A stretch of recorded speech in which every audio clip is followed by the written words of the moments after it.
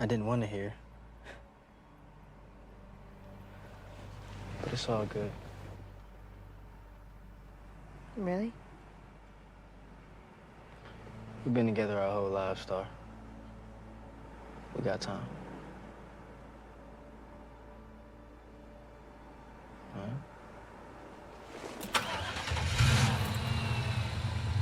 All eyes on me. All eyes on me. You know what? I bet you got it twisted. You don't know who to trust. So many player hating niggas. Damn, what'd I do? I don't know.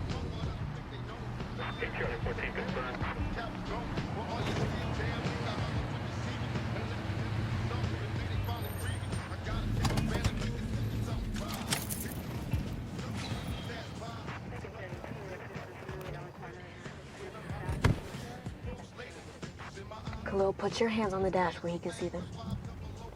Khalil, put your hands on the dash. I'm not playing. Sorry, we ain't done nothing. Will we drive like 50 feet? Please. Please, just do it. Okay.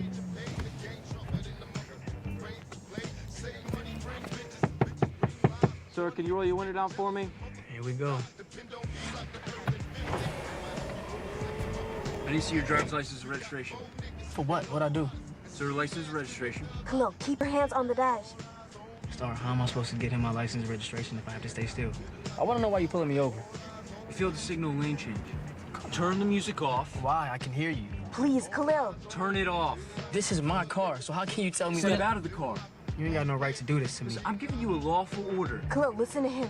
Is it for failing to signal my lane change or for failing to turn down my music? Which one? Sir, out of the car now. Either you get out of the car yourself or I'm gonna do it for you. Now!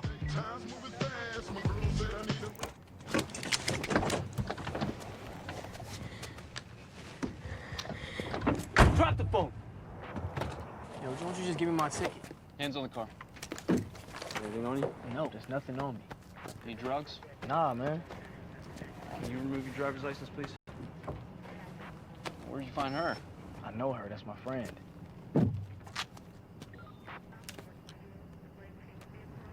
You looking for a score tonight? What? A score? Yo, come on, man. Keep your hands on the car. Do not move.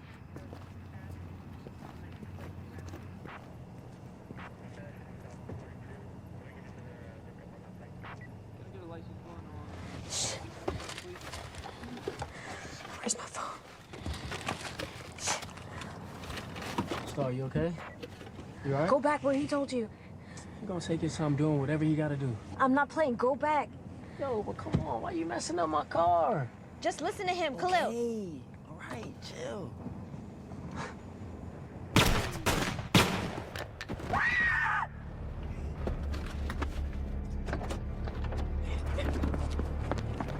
Stop right there! Stop! No. No. No. All right, man. Sit down. Officer needs help. Shots fired. One suspect down. The other in custody. Requesting an ambulance. What did you do? What did you do? Be quiet, ma'am. Help him! Well, stay where you are. Do not move, okay? He's bleeding! Help him! Go on! He's bleeding! Where is it? Where's the weapon? Okay, the gun. Where is it? What gun? Where?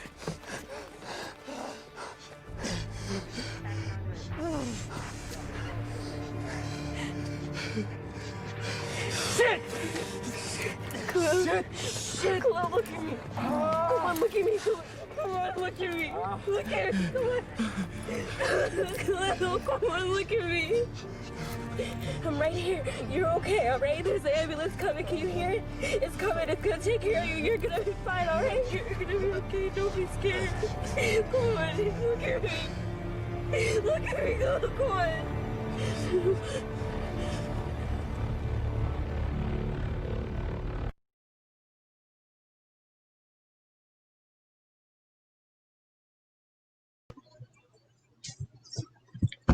All right, good evening, everybody. I want to welcome everybody to the shop. I want to introduce my co-host, Tatanisha. and I want to introduce our two guests. We're so happy that they're here. We're going to, I'm going to ask the guests if they can just introduce themselves by their position and the city that they're from. Good afternoon, everybody. I'm a commander here in Philadelphia, PA. All right. And DC, we're going to need you to hit your microphone. Okay, there you go. All right, if you could just state your position and where exactly you're from.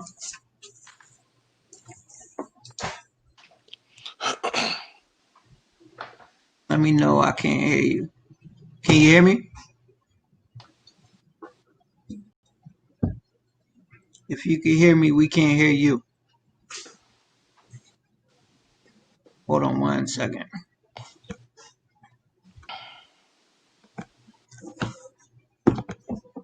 Sorry about that. Hold on. I'm going to take you out if you could just come back in. So, tonight's show, Tatanisha, you want to talk about tonight's show before we start while he's coming back in?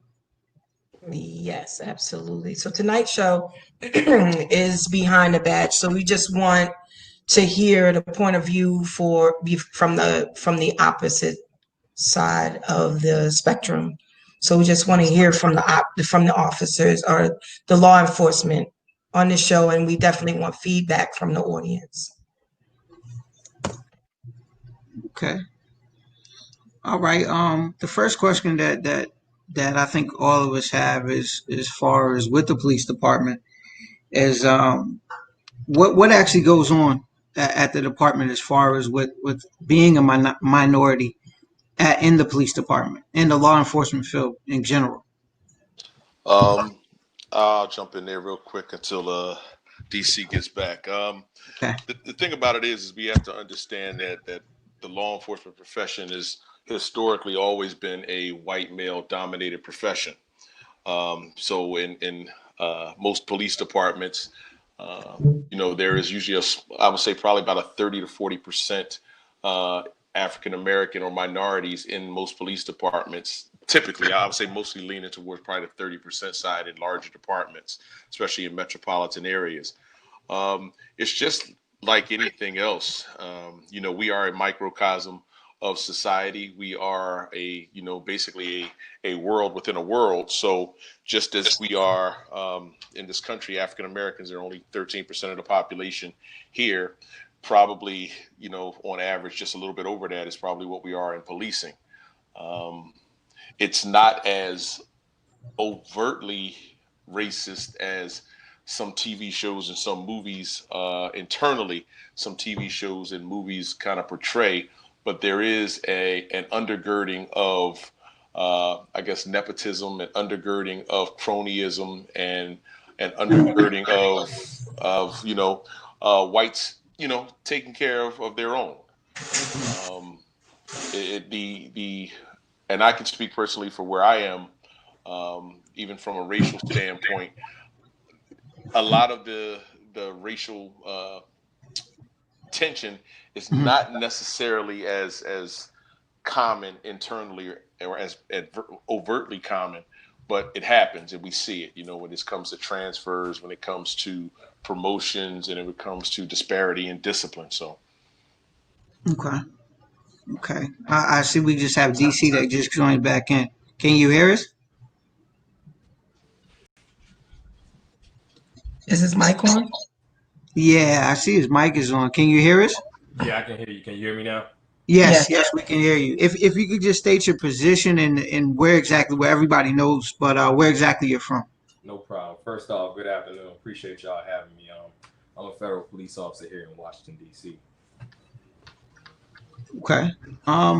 What's some of the things that you see as compared to state to federal that you see as far as with the law enforcement?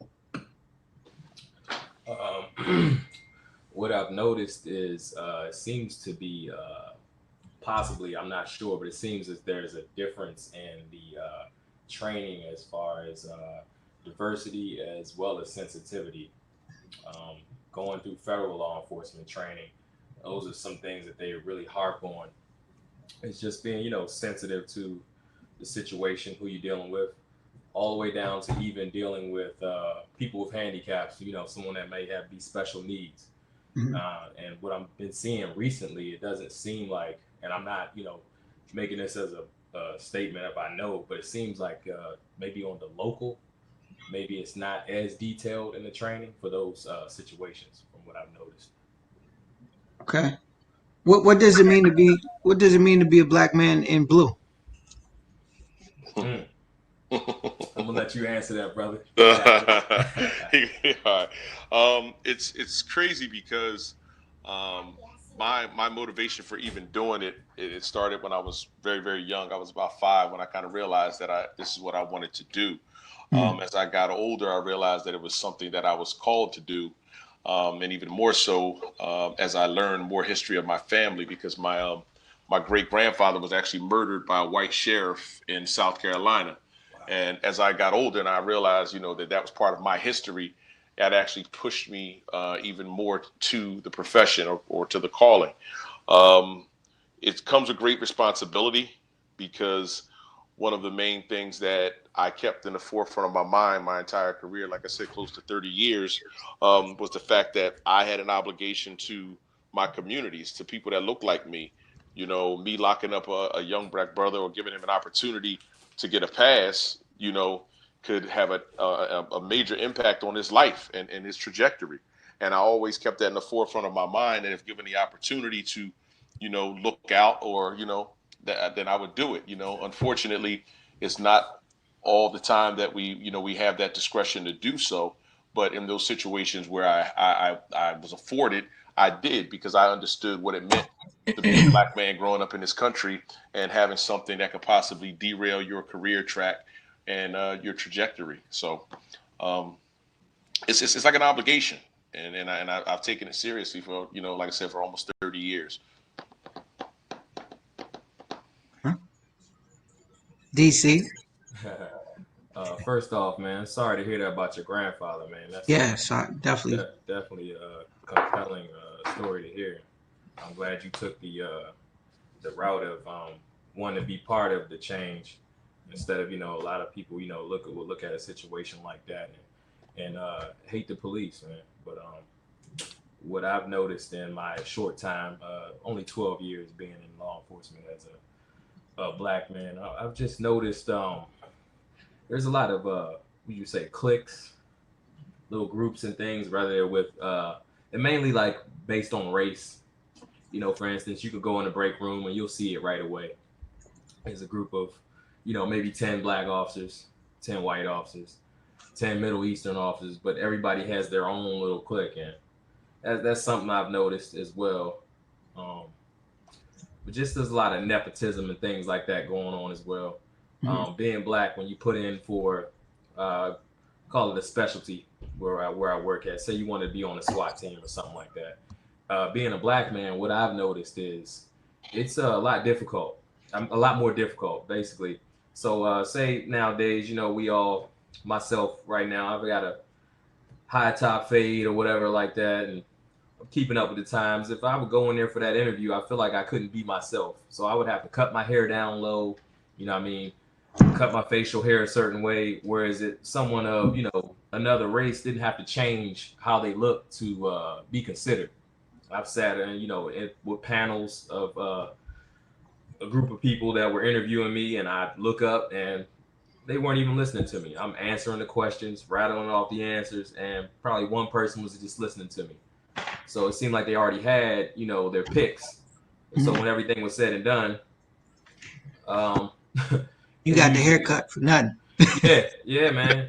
My barber sitting there telling me, he like, man, you sure you want to take it down, man? You pressing me to have this cut, man. But just small stuff like that, where is, and I hate to, I know we have some white listeners, and this is not, necessarily coming at you, any of you, in the wrong way, but I've noticed that we'll have the white officers with the tattoos and, any kind of, haircut, something stylish that they like. They go in and they're not considered based on or not or taken out of based on how they look. So it's some little things I've noticed, man. It's yeah. Go ahead, Tatanisha, because I know you want to ask something. I do. Just give me a minute because I got a ton of questions. But Marcus asked, I just missed the question.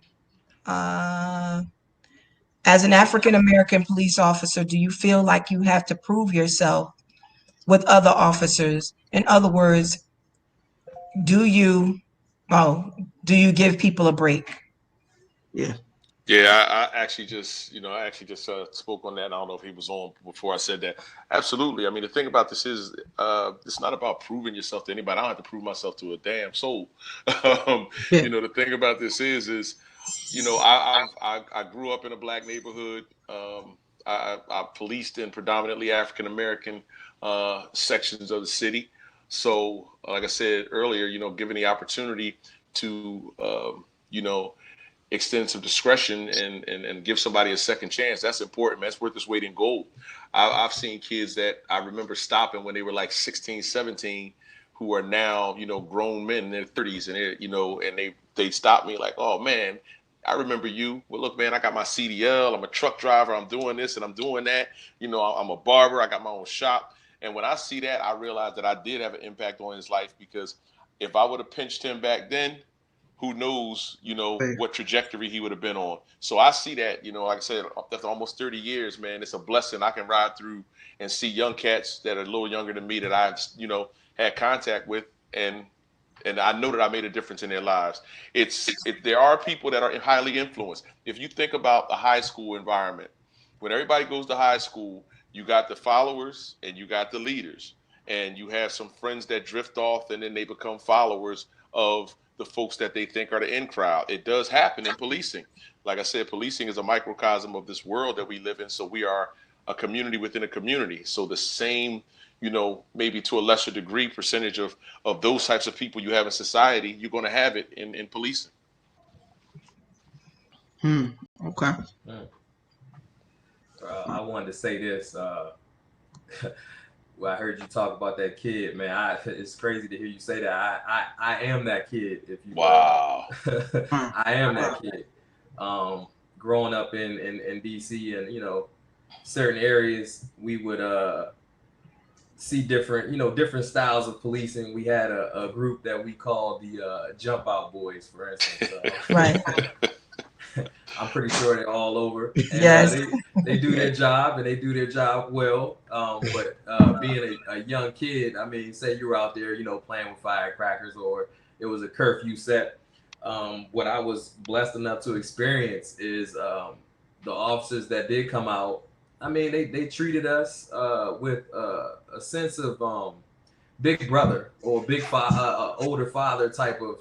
So my outlook on policing as a younger black kid, it wasn't a terrible experience. I heard the stories, but it wasn't a terrible experience. So when you fast forward, maybe 20 years later, when I was introduced to the idea of being a police officer, it wasn't something where I was just like, man, get out of here, forget them or F them, whatever you want to call it, because I've had some good experiences. So I think that's something that we have to continue to do in our community, especially as black men.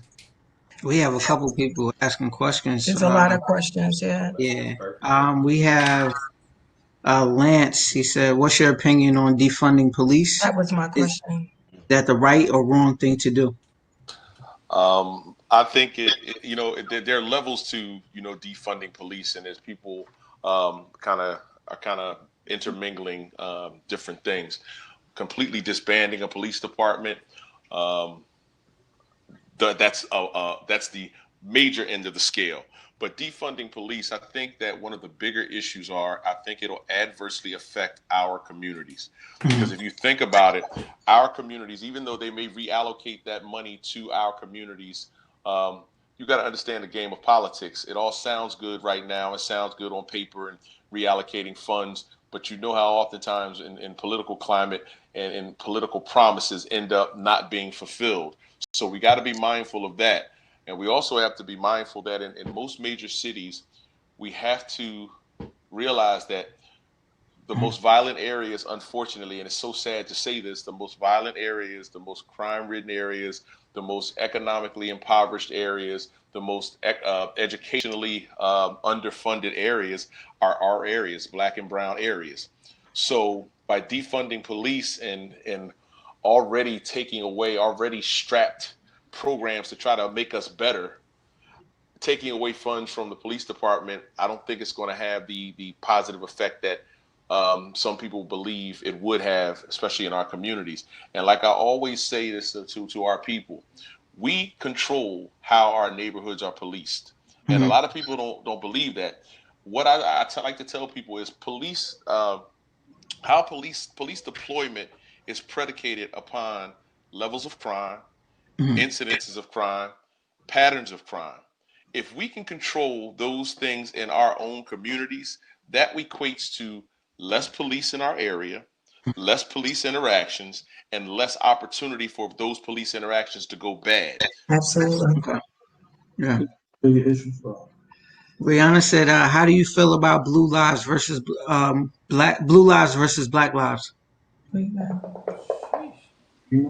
DC, I ain't going out talking you, man. No, I'm no, let no, you. Yeah. I don't feel like you all talking to me, brother. I'm actually, man.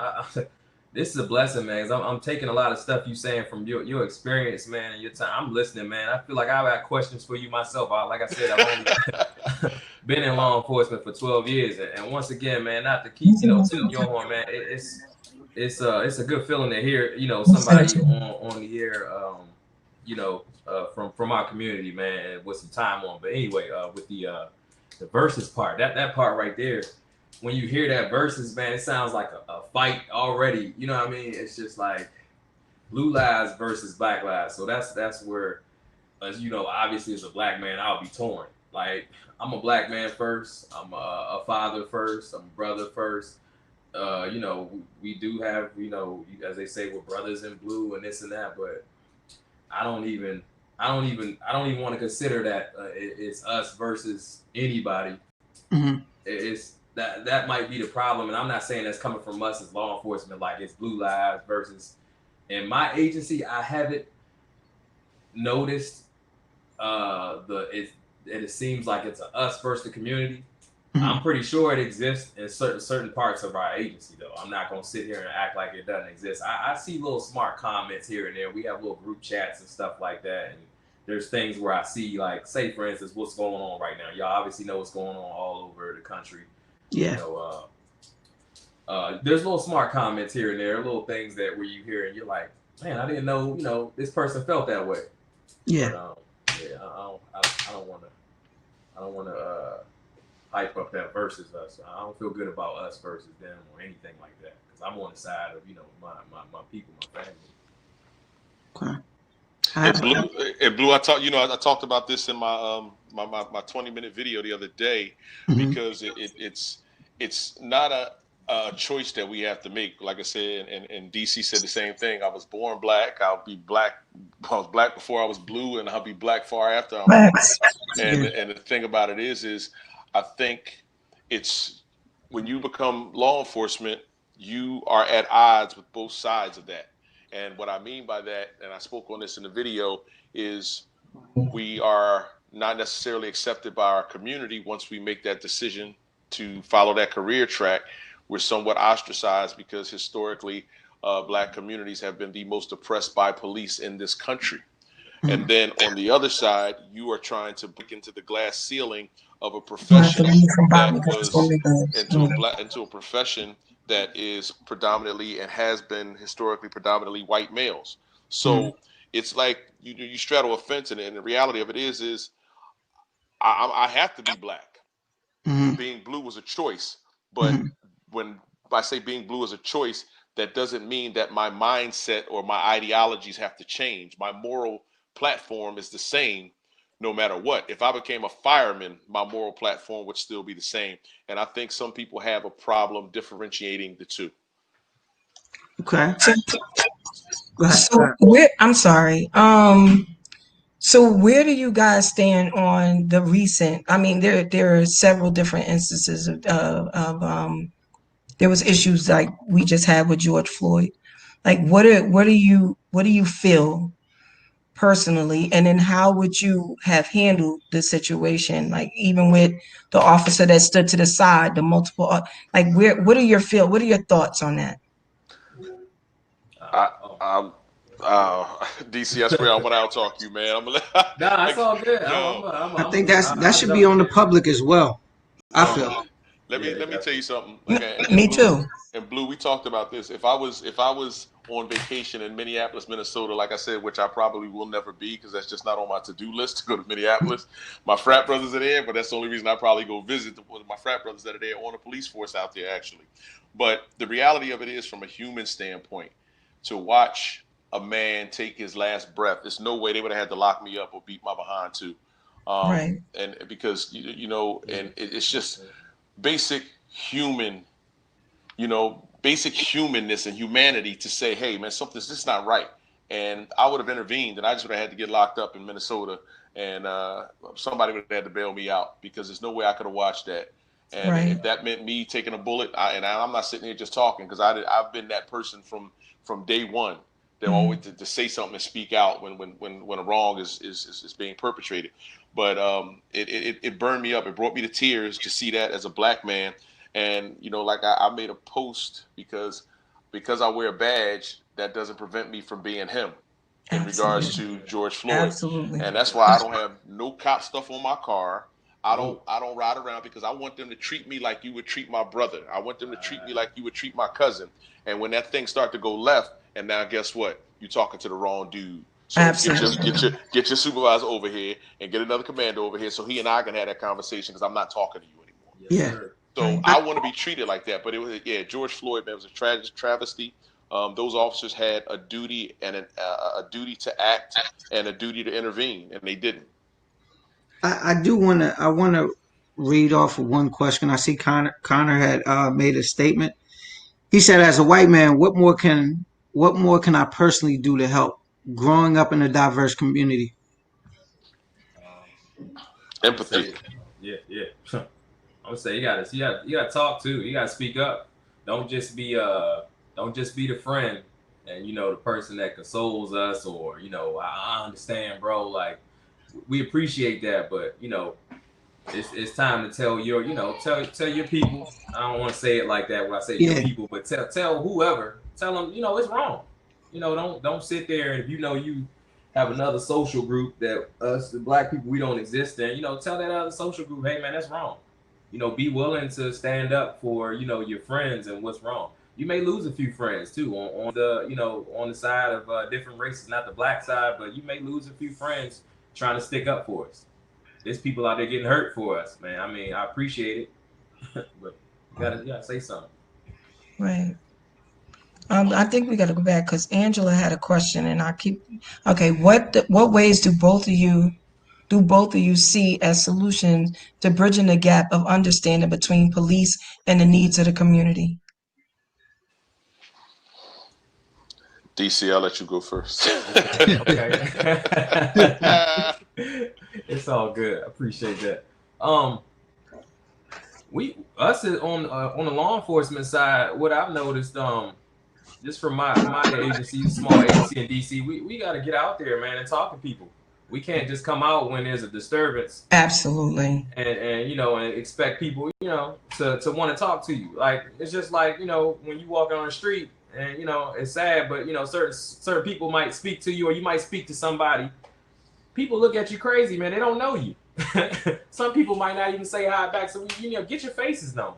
Get out there, get known.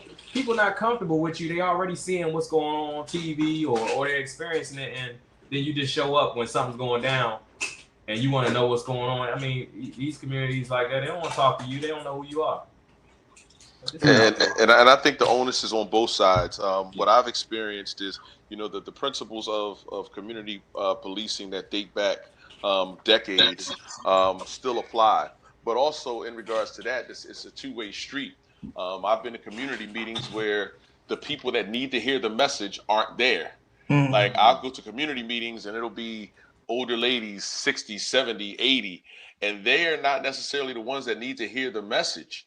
And I think that, and not to cast any aspersions on our communities, but we are very, very selective about picking and choosing what we want to be a part of. And the bad part about it is sometimes we can pick and choose to be a part of it after something goes bad, when in reality we had the ability to, intercede before it goes bad. So, one of the things, like I said, the basic tenets and principles of community policing still have to, be in play, and they actually have an impact on it. But once again, we can't select the audience. We would love to have entire neighborhoods come out and interact with entire neighborhoods, but unfortunately, it doesn't happen. And sometimes we can be our own worst enemies. And I'm absolutely not, placing blame on anything or anybody, but we have to also be responsible for not generationally passing down disdain for law enforcement, because it creates an environment that makes it difficult for law enforcement, and it also makes it difficult for the communities, because there's no reason an 8-year-old kid should be running around saying "F the police." You know what I'm saying? Yeah. And those things, like little things like that, they can compound. But that's another, that's one of the issues. We both have a part to play in making this relationship work. So if I was a fly on the wall during this, after the George Floyd situation, and I was a fly on the wall in each one of your Districts. stations in your districts, like what would that have been like? What would have I been seeing or hearing in the room with you guys? Has it been a situation? I know, DC, you were telling me where they told you, not to override your question, but I'm elaborating on what you said, where they told you to, for political reasons, not to do certain things. Yeah, you're correct on that. Basically, we were told we have stakeholders, and they might not feel so good about what's being said. So we were told to let our public information officer do the talking, which I understand sometimes. Sometimes you might not be well spoken on a situation, or not too much have the right answers, and you can be overwhelmed, especially by the press. That's not my specialty. But I feel some kind of way when I'm told. I'm not told to not do certain things, but I'm told to. We urge you to be neutral. I mean, there's no neutral. Well, with me, I'm there's right and there's wrong. There is no in between. I mean, so yeah, that had been told to us recently. That kind of put a bad taste in my mouth. That happened about last week, but yeah, that's what's going on right now. Some of us are somehow we kind of nicely being quiet, kind of told the hush on we understand what's going on, but we're urging you to stay neutral because we do have stakeholders. But then I see them. I see they just did. Was it today or yesterday where they were all kneeling in DC, and they had the African garments on. Yeah. I mean, I think. That was patronizing. Like, come on, like it's you now you just going against everything. You just you're being. And then you I make mean, it look silly. You're being patronizing. You're being patronizing. patronizing. My whole thing was, when I saw that, I was like, that was like a smack in the face. Listen, Exactly. stop being extra. Stop being extra and just do what you're supposed to do and do what's right. All that old extra stuff, Nancy Pelosi, okay, cool. You ain't got to go through all that. Just do what's right. Period. Yeah. And by the grace of God, man, I'm glad my department has not muted us. If you were a fly on the wall in my unit, no one in there has condoned any of that. Black, white, everything, and not one person that I've ever spoken to that said that there was anything right about that situation. So we have so many people asking questions. Would you guys mind if we brought a couple people up? Because that's fine. I'm good. Tanisha? Yeah. Let's see. If anybody wants to be up on video, if they could just raise their hand, there's a little hand icon.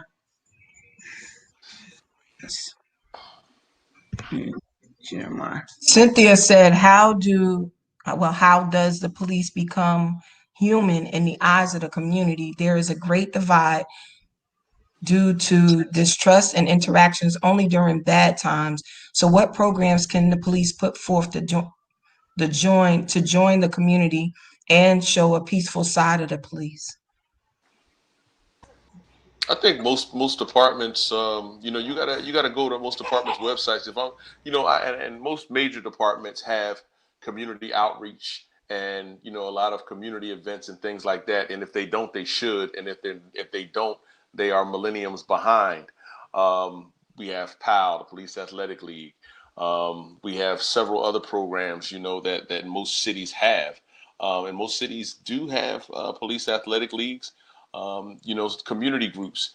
Most of them have, town watches, community groups that, neighborhood watches, and those are the opportunities that people can come out and interact with police, not on an emergency level, like nobody's stabbed, nobody's shot, nobody's bleeding. This is just on a one-on-one, person-to-person human side of things. And I think those things are important. And if the police department doesn't have that, then that is an opportunity for you to open up those lines of communication. We can't stand back and say, well, somebody else needs to do this. We need to, we have never been people that'll wait for somebody else to do it. We need to be the type of people that'll stand on the shoulders of everybody who came before us and jump out on a limb and go to that police chief and say, hey, chief, I have 5 or 6 residents. We want to start this. That chief may be like, wow, that's eye opening. It's never been done. Take the step. Sometimes we got to take, our own destiny in our hands. Right about that. Definitely got to be proactive, man. Definitely on both sides. You have Marcus that just joined. Marcus, are you there? Yeah, can you hear me? Yes. Yes, we can hear you. Perfect. Yeah, so my question. Yeah, my question to the 2 police officers that's on the call. How do you see police interactions with the public going forward after this? Because it seems like the protests are continuing. Do you see it being like a touchy situation for several months in the future?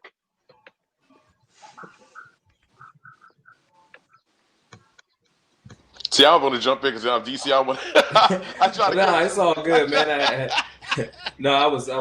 I had to grab one of the babies, man. They want to come in here and answer questions too. I understand.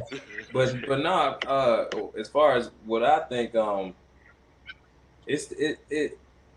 everyone's got everyone's attention right now. I'll tell you that much.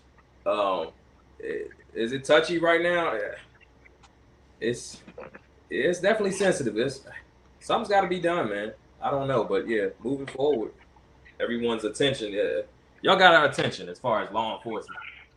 I'm with the people right now, man. I know it's that's all I can say.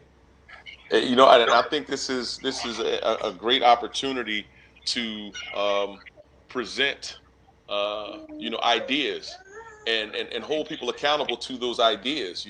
One of the biggest things about times like this is these things happen, and after time things fall off, people forget about it. The next thing you know, we fall right back into the same vein that we are already in, that leads to something else. And the thing about it is communities have to hold police departments accountable, and that includes follow up. We can give suggestions of let's implement this, or how far, but we never come back and say, well, how far along are we with the implementation of this? What progress has this made? Let's look at this thing and 3 months from now, 2 months from now, 6 months from now, and evaluate it. And if it's something that is working and it's improving the relationship with the police department and the communities, then hey, guess what? Then that's something that we need to start spreading and allow to get infectious and spread to other departments. I think this is something that this is an opportunity, truly an opportunity, unfortunately spawned from tragedy, but it gives us an idea of allowing the public to come in and be able to really lay down what's on their heart. And I know most people are going to say we've been here before, but we really have to put a concerted effort into doing so. I go ahead. I have Kareem on the line. Do you guys hear me? Yes. How are we doing, everybody? Saturday.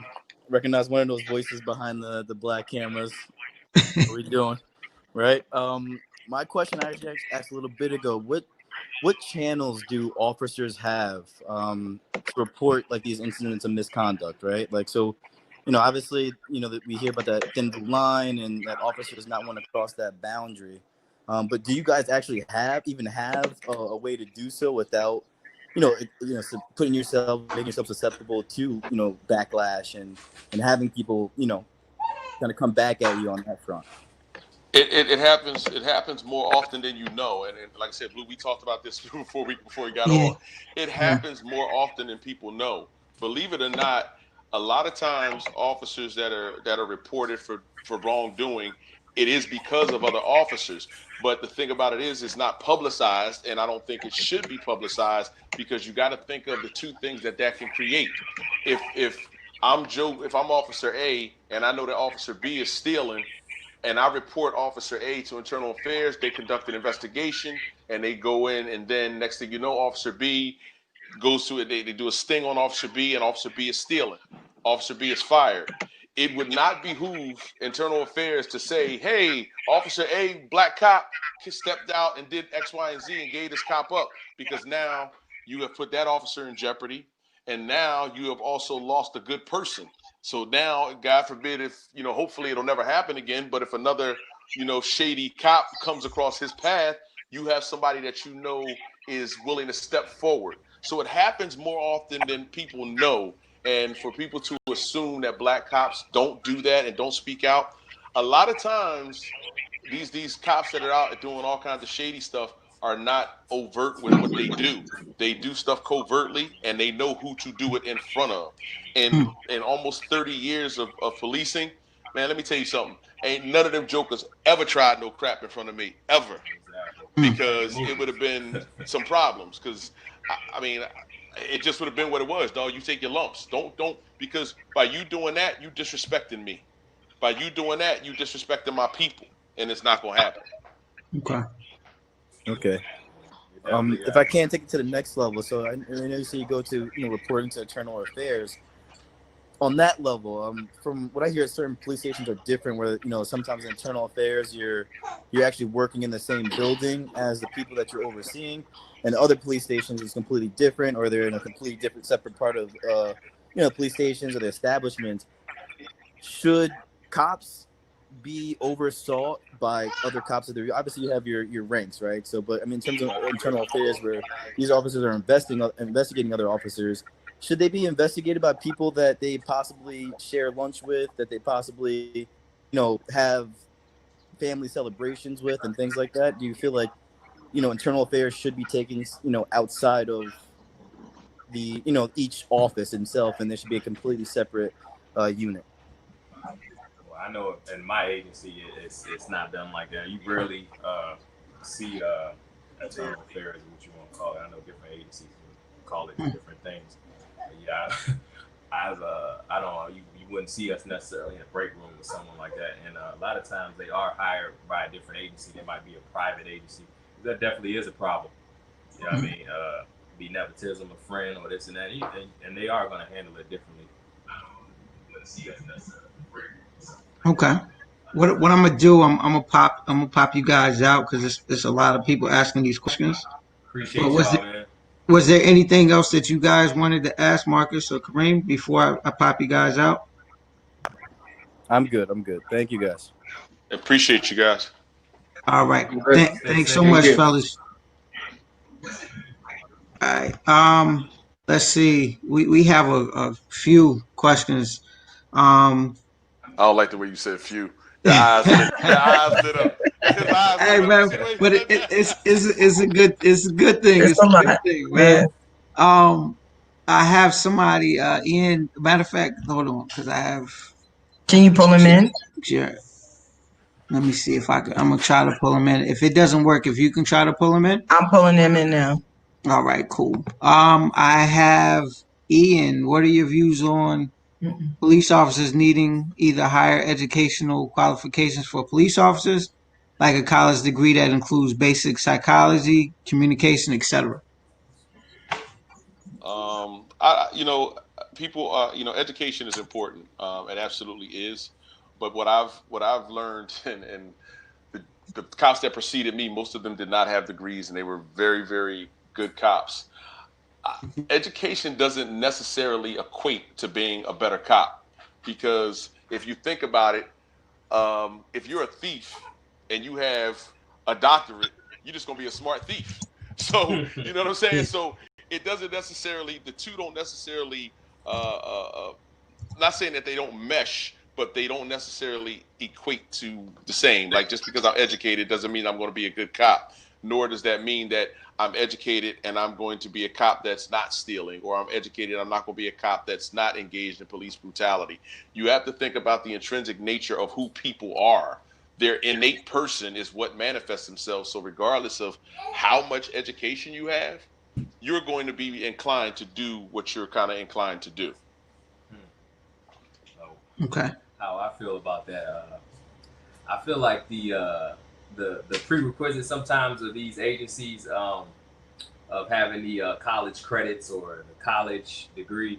I have a college degree. It was a good life experience. I don't think it necessarily prepared me for law enforcement per se, but I kind of feel like having those prerequisites it might be a little ethnically biased, because it seems like I don't want to say it's difficult for us to get these degrees and these college credits, but it seems like there, a lot of other ethnicities have the chance to get those college credits or those degrees. So there it is, where it takes us out of the running for getting those jobs. My dad one day went to a convention center here with him in DC when I was probably maybe about 15, and he actually wanted to be a police officer, and I was like, wow, like I was excited. But we walked out of there, and I was like, what happened, Dad? He was like, yeah, they need 35 college credits. And that was the end of that. That was his story. So, I mean, I don't feel like it should be, the prerequisite should be good socialization at home. That's what we should start at. Like, that should be the requirement. We see what's going on with your mental first. But yeah, that's my answer on that. Okay. I got well, let me see. I have a question as well, but I see Dominique says, how involved are police unions when it comes to community holding the police departments accountable? It seems as though when the community does try things as hushed or it's as hushed or dismissed. Well, you got to understand what union responsibilities, the union responsibility is. The union responsibility is to petition on behalf of the employee, and address any labor related issues. They're paying union dues, so it's basically, if you're paying a sports agent, you expect your sports agent to do the best job they can to keep you employed. So that's kind of what police unions are. We live in a country where everyone has a right to be a part of a union, and you got to understand what the union's role and responsibility is. They have dues paying members, and they're kind of tethered to that employee, and their role is to address any grievances related to labor issues for that employee. So they don't really have a commitment per se to the community. Their allegiance is typically to the employee. So you got to understand that aspect of it. I have a question. Tatanisha, if you have one, I got a question that this one's going to be a good top. This is going to be a personal question that I have. But what do you guys feel? I think that if a police officer commits a crime, and everybody in the audience, let me know if you agree with me or disagree with me. If the man that killed the police officer that killed George Floyd, he gets locked up, I do not think that he should be in protective custody. I think he should be in general population. They make statements that, oh, well, he's a suicide risk. Well, he just killed somebody. So what? I don't think that they should have special privileges. I mean, if anybody in the group disagrees with me, please let me know. So but he shouldn't have got any Burger King on the way to prison. Yeah, he shouldn't have got no Burger King, no pass to go. I mean, what do you all? How do you all feel about that as law enforcement? Oh, that's what happened with Dylan Ruth. They took Dylan Ruth to the Burger King on the way from Charles. Yeah, that still perplexes me. That was a reward. They were letting him know that was a reward. Yeah, that perplexes me, man. I know what was going on. Yeah, you and I both.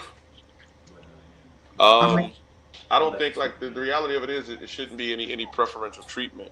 Um, because the thing about it is it sets a bad tone for regular folks. You know what I'm saying? And once you cross that line and you decide to be a criminal, you got to deal with the consequences. I think him being on suicide watch was something that was kind of somewhat self-imposed. He knows how to play the game. He knows that if he tried to hang himself up or they caught him, tying a noose, they were going to send him to protective custody and put him on suicide watch. Dude knows how to play the game. I don't think initially he was in protective custody when they first brought him there, but it also, you got to think about it from the prison and correction standpoint. They are responsible for every prisoner's safety and well-being. And as much as we would like to have seen him end up in a cell with a 6'9", 285-pound former linebacker, but the prisons have to be mindful that they have to be responsible for their well-being as well, and they don't want these individuals to unfortunately meet an untimely demise or be victimized.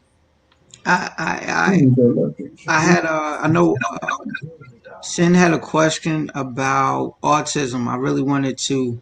Yeah, I tried to pull her on and it kicked her out. But Yeah, she said she didn't want to be on video. Oh, okay. Is there a certain protocol in place for dealing with autistic children or individuals? Any education or system in place for recognizing persons with mental or behavioral disabilities? If I can answer, definitely what I've experienced. That was one of the major courses being taught down at the Federal Law Enforcement Training Center.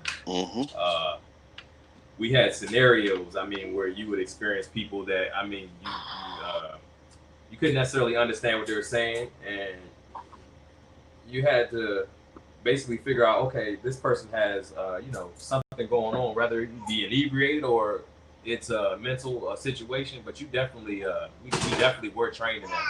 And it's crazy that for me saying that, as I'm saying that right now, I'm getting irritated because I'm realizing that we were trained in that, but it seems like some people are just disregarding the training. And I'm sorry, Captain, man, if I seem like I'm not on the side of us, man, as law enforcement, man.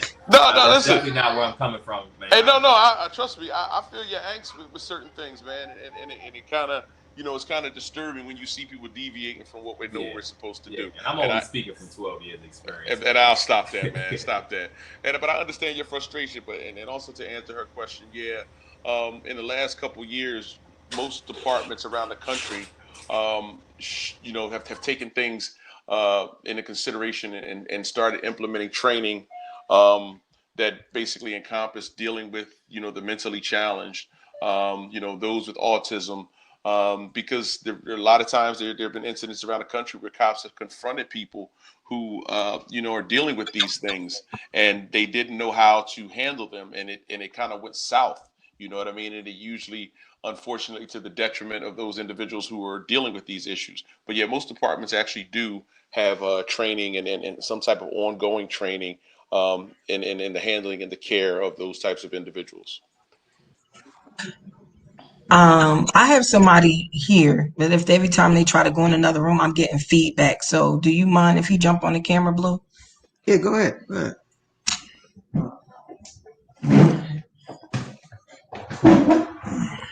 How y'all doing, brothers? How y'all doing? What's happening, good brother? I'm the young generation, if you consider that. I'm only 32 years old, so I'm still in that young generation. I heard all the topics, everything that everybody was saying as far as the autistic, as far as everything, the George Floyd situation. I'm more of a people's person. I'm not more of a I stand for my people, black people, you know what I'm saying? But I'm more of a people's person. It's bigger than just, black. We it could go back to that, but I'm a people's person. So me, in the sense of talking about the people, it's bigger than just, the races, all that. It's for me, the young generation, we more big on people now.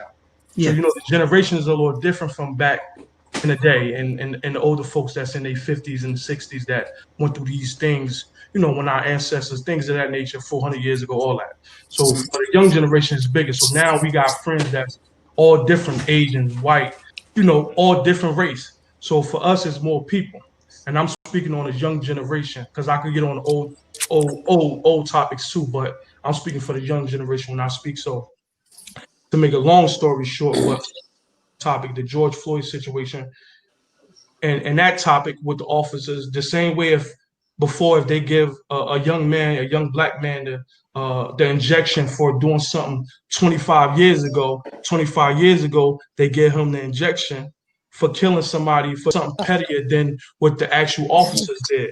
Why they can't get the injection? You know what I'm saying? So the Mhm. system overall, when it comes to a black man being kneeled down in the middle of the street, and not just George Floyd, is multiple people. It ain't just Yeah, him. So we multiple speaking on people. everybody.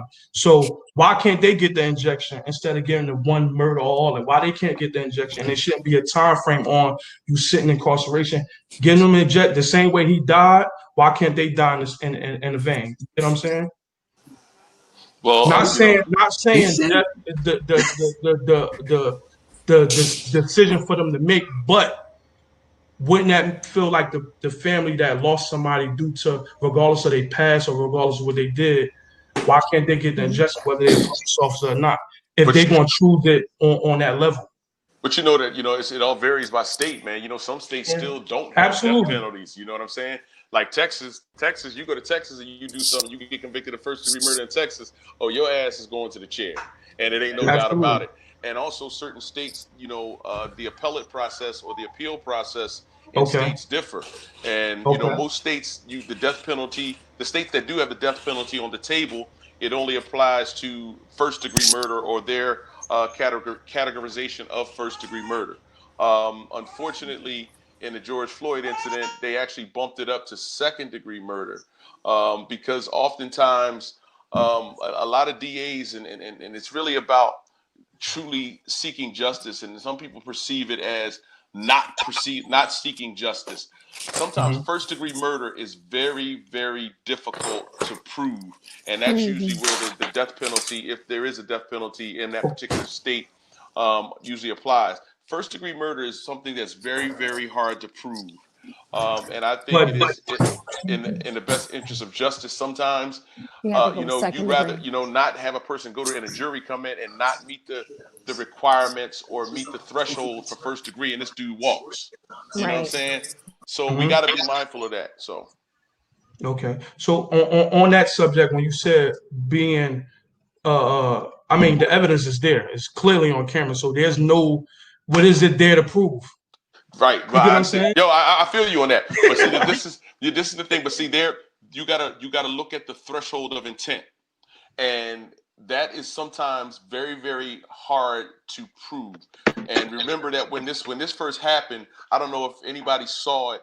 There was a release of a policy in Minneapolis about certain type of neck holds and this, that, and the third, and all kinds of stuff. It was floating around. It was from their policy manual, which is very much outdated.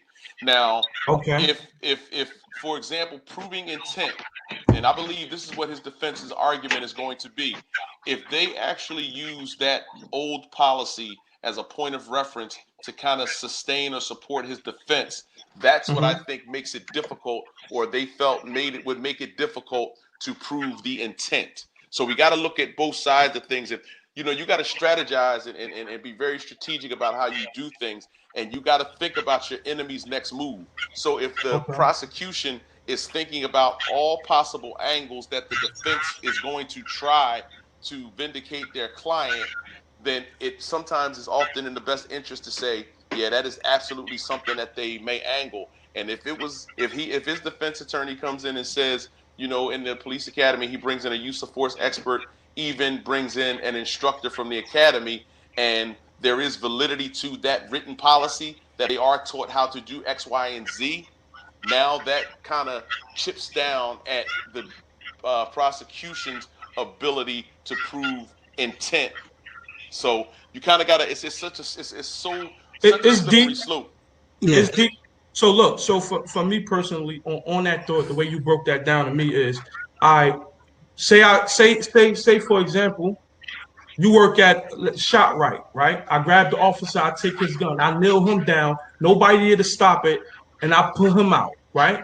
Hmm. As a young black man, as a young generation, I put him out. He died right then and there. Yeah, How you quick getting am I shot. going to get charged? And is nobody going to back me up because I'm just a civilian? I pay my taxes. I work hard. I pay for the police. I'm paying my taxes on everything, right?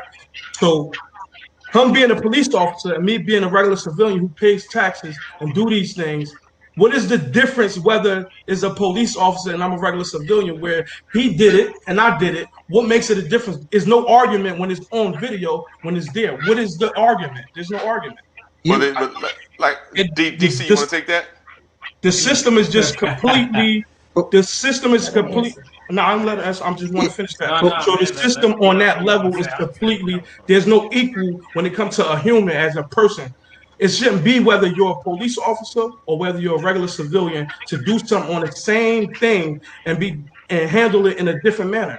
I just don't believe that it's okay as a person that pays taxes, that pays for these things to be involved because I respect the police to patrol the community, to make sure we got standards and to be on equal things when things happen in that manner. You get what I'm saying? Yeah, I got you. But you also have to understand another caveat of this is juries. You got to understand how especially if it's a jury trial. Jury trials can be hit or miss. You know what I'm saying? And that's one of the biggest things that always drives me crazy with jury trials. It's always a jury of a person's peers. Basically, in most states, how the jury selection is done is based upon registered voters. But the reality of it is you know and I know that a jury of my peers is not a jury of Mr. White, Mr. Epstein's peers. You know what I'm saying? Absolutely. And the thing about that is when you bring that into the mix, man, it brings so many levels of uncertainty, and we talk about that, man. The justice system is supposed to be equal and fair for all, but you and I Absolutely. realize that we absolutely know that equity is not fairly disseminated across the board, and there's so Absolutely. many variables, man, that we need to control and can't control, and that's why little things that we don't do impact our ability to do things that we can do. Because how many people do you know that look like you that talk about, oh man, I'm not going to register to vote because my vote don't count. But your vote means that you could sit on a jury and vindicate a brother who didn't do something that is in front of 12 peers, and 8 of them don't look like him. When in actuality, if 8 brothers would have registered to vote, that jury could look like him and have an understanding of where that brother's mindset was at the time. So I think Absolutely.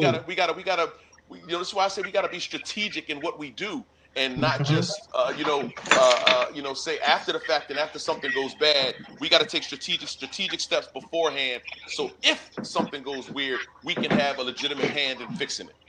nice. Okay. Absolutely. I, So that Let him talk. Let no, him I hear I talk. him. got Dr. I Woods. got I No got a fighting. We got Tip Tiffany and Marcus. Hey, Marcus. Tiffany. Can't hear you Hey, we can't hear all you. the time. Nah, I No, can't hit it again. Don't feel bad. Happens to the best of us. no, It might be because you're using the headset. Take your headset out. Take your headset out.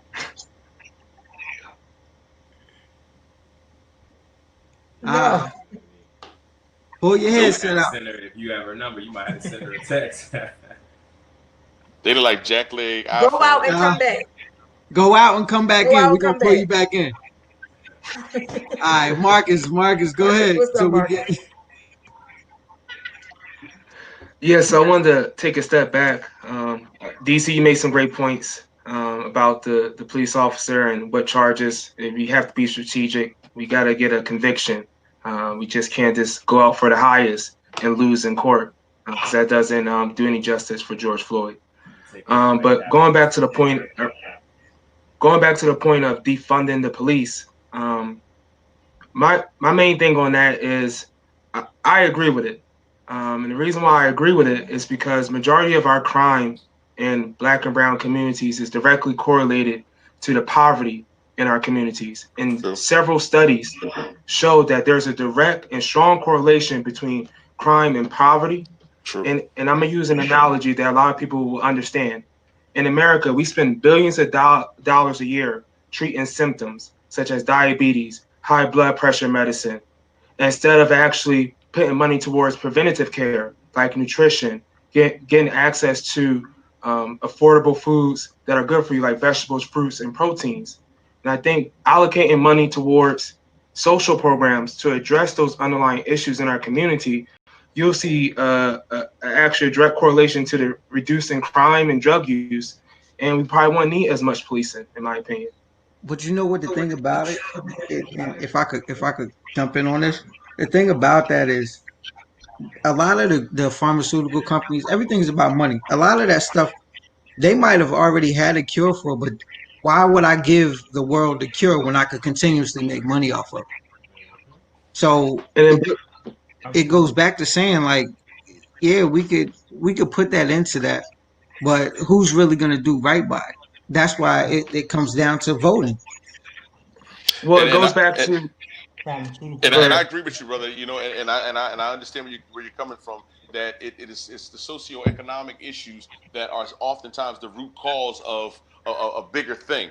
You know, like I said, when I said earlier, I talked about how our areas are probably the most crime ridden, the most financially impoverished, the most educationally deficient.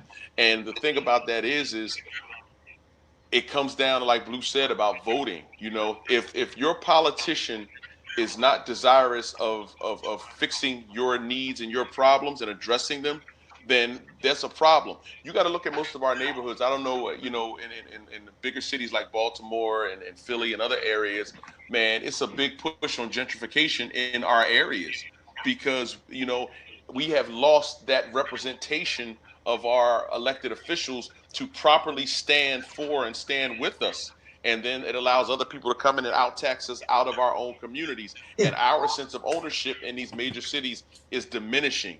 And pretty soon, most major cities in this country that have predominantly black or brown areas, probably within the next 10 years, are going to become areas of just the come up, where it's just going to make a complete turnaround, a complete 180 to where it's just a blossoming, burgeoning, blooming environment that we once had control over.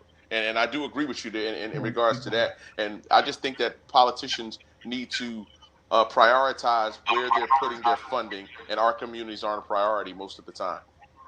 So you agree with Black So Wall I have Street? a Mm, Man, let me tell you something. Don't get me talking about mm. Tulsa Don't get 1921, it man. started, I'm man. just Listen, saying, like, if we're gonna have a conversation, let's have a Let's have a conversation. conversation. yeah, Yeah, and it's so crazy because I don't know if any of you saw it this week. There's a city, a town in Georgia that they're I selling seen the it. entire town for 1.3 million. 1.7 million, I 1.3 thought it was million, something something like crazy. that. Yeah.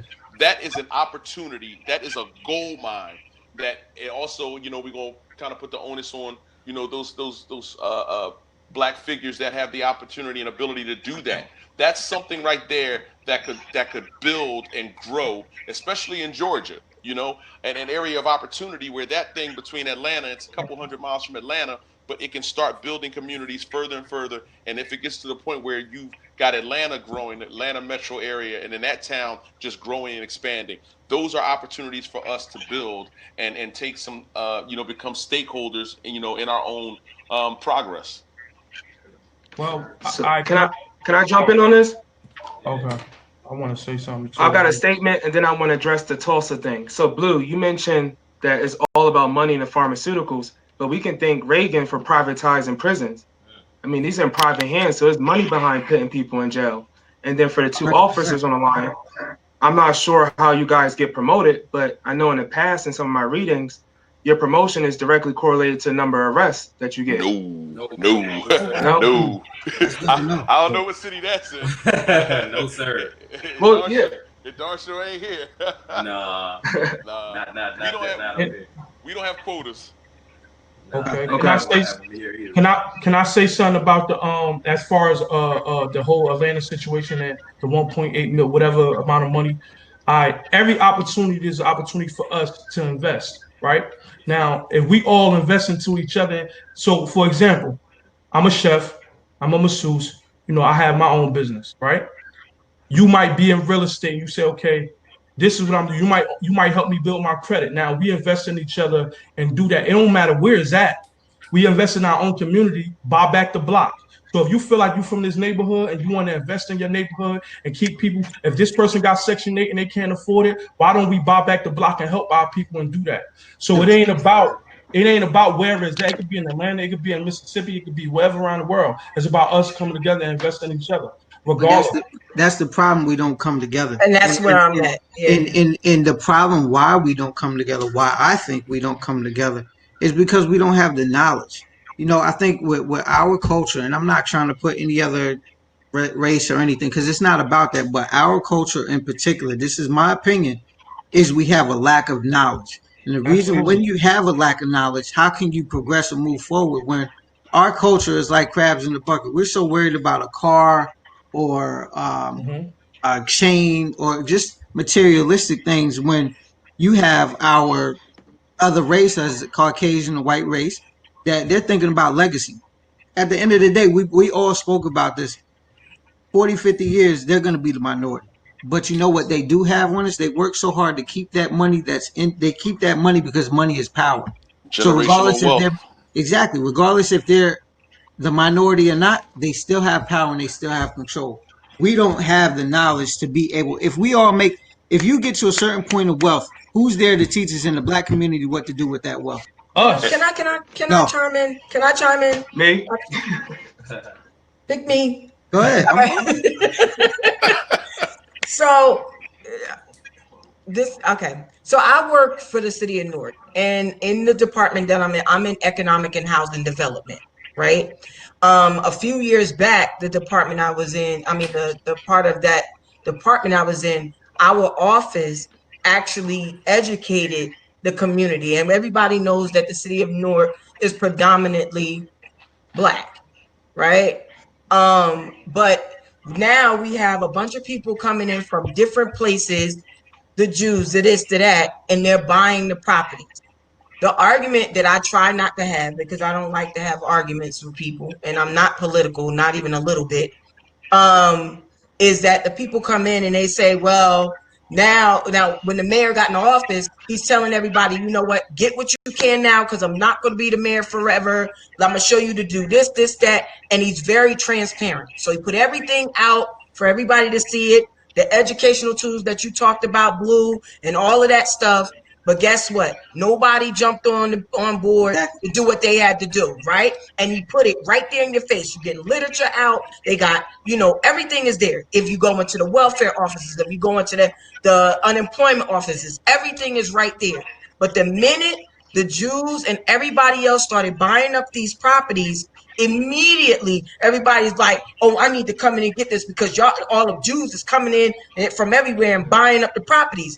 But wait, this was your community first, and you had the opportunity, and he showed you what to do, gave you the tools, and you chose not to do it. And I always use this as an example. Like, okay, I'm the girl that like this guy, and then everybody else come and they want to try to talk to me. Now all of a sudden, the same guy that I wanted, he ain't want me then, but he want me because everybody else want me. That's the same way I see about the city of Newark. Nobody wanted to buy up any properties until everybody started to come here and build up. Now we're talking gentrification. We're talking about everybody just coming in doing what they wanted to do when the opportunity was there for you first. And the education was there for you, and you chose not to do it until you saw somebody else come in here and get it. Now you like a kid with some new toy. Now everybody wants it. So I can't, like the last conversation we had, I can't really speak for any other communities, but I definitely could speak for the city of Newark when I say that the tools are there. People, it's the dangling fruit. Only the wrong people, but the other people choose to grab it when it's there for us and we don't want it. And that's our problem. Yeah, so I want to say something real quick, just listening to that. I think a lot of times we're so used to not getting the opportunities. When the opportunity is presented, what I've noticed is it's like, yeah, you got the floor now. Like, you said you needed this. You said you needed that loan. You said you needed this. My brother right there that's next to you, that's an entrepreneur. I know you probably experienced this with some people or our own people. You say, hey, bro, I got this plan and this and that. And the fellas are like, yeah, I'm down. Mm-hmm. But I don't think they think you're serious, or I don't think that you're actually going to get the opportunity. Whether you're going to get you're going to get the capital, or you're going to get the loan, so when it actually happens, they looking at you like, oh, okay, all right, so I think we gotta start realizing when the opportunity, like she said, when it presents itself, it's game time. Like, you wanted to get in the game, don't get in the game and look crazy. That's what I see. So when you say that, exactly what you said, everything is absolutely true. But you got to understand this: the average person in the local community, as far as Newark, me being from Newark, how many people you know with good credit that when you do apply for these things and you able to try to get it, they take you through all these steps and then you can't get it. So But now that's when you can't get it, is a lot of people that actually did step up, but there's so many steps to get there. but No. the thing about it, that's the problem that we're lacking is because you got to think about it um as a minority, as a black brother, as we all are, just in the black community. Who's Mhm. there teaching us about credit? Absolutely, Who's teaching absolutely. But us you about guys credit? have the tools. They No, may I'm not saying have them. so. You That's what guys I'm have the saying. tools. You guys don't All right, jump so for it. so the new generation, right? They understand this now because we got social media, right? Social media is bringing this to the forefront. So there's a lot of young people that's buying property that's doing this now. If you look at it, they call it millennials, right? Is the millennials they say they use millennials as in the young generation, right? So many young people that's buying property now outside of the older generation. And some people got property that they had for 30 years, but there's so many millennials that's actually buying property now all over the world. And the rankings is so high.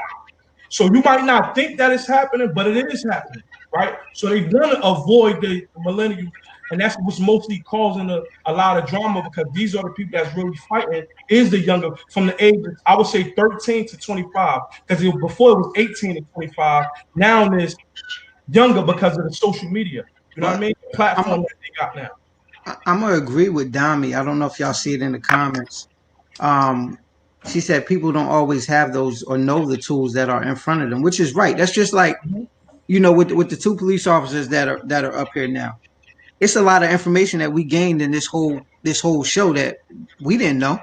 Mm-hmm. So you have to learn from someone, and Absolutely. I think the problem is with the millennials that all these kids, and I could say I'm not trying to downplay anybody, but all the younger generation tends because I have a daughter, they Mm-hmm. tend to think they know everything. You Mm-hmm. don't know everything. You have to learn from someone, and Absolutely. that's where I say it comes from sitting back and learning. It has to be taught. Like Mm-hmm. when you go to school, right? We go to college, you pay for finance. In the white community, they're taught from a young age. Not everybody, but majority are taught from a young age about finance. But yet we have to go pay for finance. You see where I'm going? Well, see, Absolutely. I think generational wealth is not something that we count on. And I Yeah. talk about this, and if you look at various cities, probably every one of y'all can probably identify an area of your respective cities that at one point in time, every black barbershop, every supermarket, every black hair salon, every black barbershop, where there's a pocket of black-owned properties. Mm-hmm. Often what happens is we end up selling to the highest bidder and don't think about the generational handing down of our people. And in Newark, I bet you this is No happening up problem. there. It's a bodega on every corner.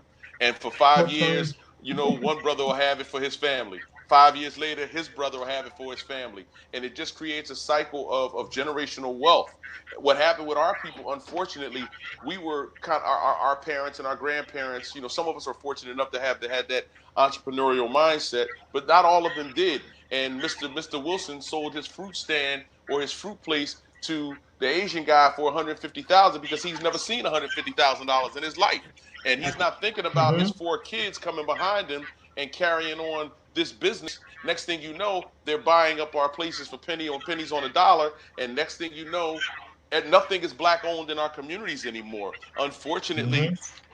it's our responsibility to kind of teach our children that to move forward. And a lot of times, what we don't do, we are not the best at sharing vital information.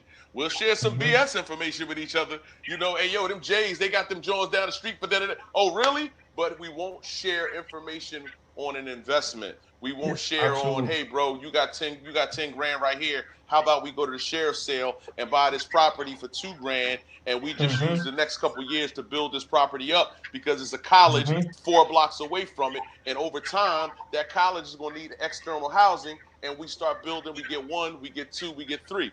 We got to be Yes. mindful of what we are willing to share. We are in the most informational rich, information accessible society, but we do not properly use the information and properly disseminate it. That's just my opinion. I 100% agree with you, brother. You know something I was thinking about, Dennis, man, we talked about earlier and listening to you don't mind me calling you Captain, sir, do you? That's whatever. Stop that. I gotta address you by your rank, brother. You earned it. But just listening to what you were saying, I was thinking about what we were talking about earlier. Then it's like, I think there's some people out here too that live in fear that if they start making those serious moves, man, that some things might happen to them. I mean, it seems like things do happen to us, us black folks when we make really big moves. I don't think it's just ironic that sometimes somebody might buy up a whole a store area, the whole block, as you say, buy the block back, and then next thing you know, they're not living anymore, or something comes out in the media about their past. I know we see that a lot of times, like so many celebrities, so many people that are buying up things. We're seeing that, like, man, if we do that, we're kind of scared of success. I'm seeing it in our community. So it's just like we gotta just be brave, man. Like the people that were before us, like don't worry about that. Don't pursue it. Karim is back. Yes, I was just kind of backing off what you're saying there. You look at examples like a Nipsey who goes in, buys up a corner and starts buying the block, and then he ends up, a situation where his life is taken, right? And I feel like that has been a thing. We talked about Black Wall Street and the Central Park where it originally started. But kind of backtracking to what you guys were saying originally with all this information that's out there, it's like, what good is having all these tools and all the equipment when the person that's mastered this or has had 400 or 500 years to master these things isn't going to reach back and say, this is how it's done. You know what I mean? You can have the tools all you want. You can have all the equipment. You can have all the knowledge. But if you don't have the practical knowledge and the sense to actually put it in place and know how to do it effectively, not just do it effectively, what does it, how much does that really help you?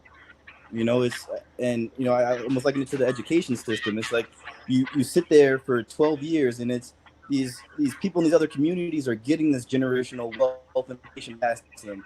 They're taught how to worry about credit scores. They're taught how to create a savings account because their parents can create a savings account because they have money to put in it for them, right? So these things they're able to be taught at home. And in the school systems, you don't learn these things. You don't learn about credit. You don't learn about real estate. You don't learn about practical things that you're going to have to learn moving forward. And I feel like we put the onus on ourselves, just like this whole Black Lives Matter movement. We're continuing putting the onus on ourselves to pull ourselves up by the bootstraps, which we do have to do. We have to play our part into it.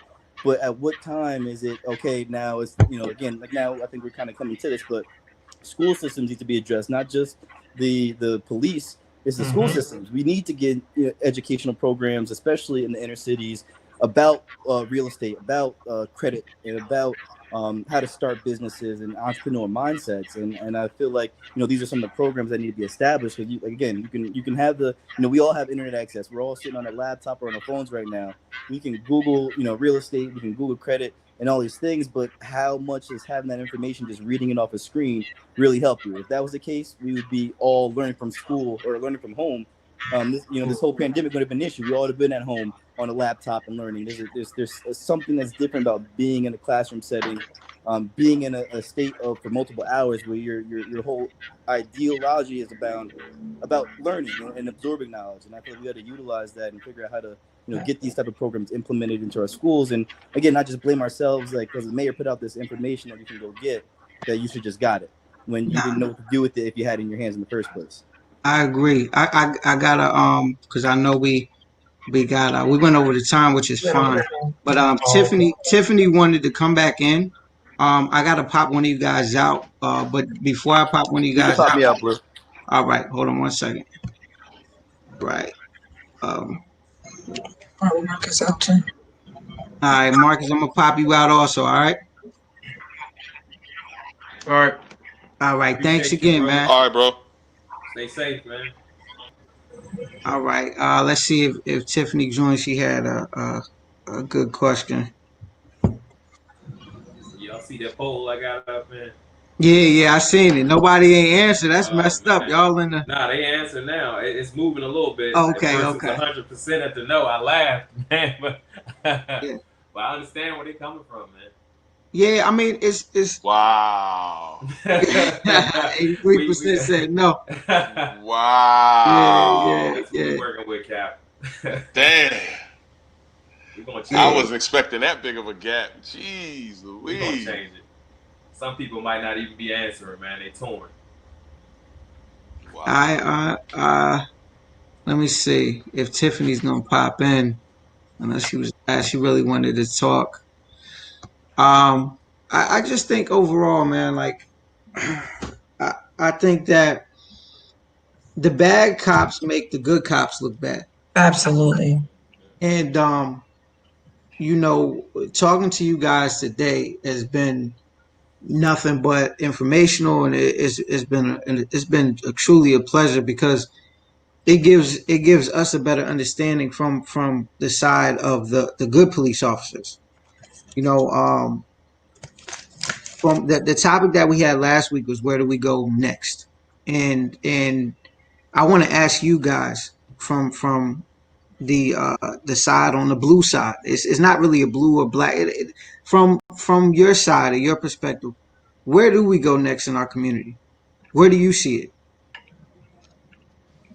Um, I'm sorry. Just real quick on something that I heard earlier, but it's still addressing this. When we was talking about the defunding of the law enforcement, I'm not for like necessarily just saying, all right, we cutting their whole budget or this and that. And it's not because I'm employed with them, but I really feel like funds should be reallocated if you have it in certain areas.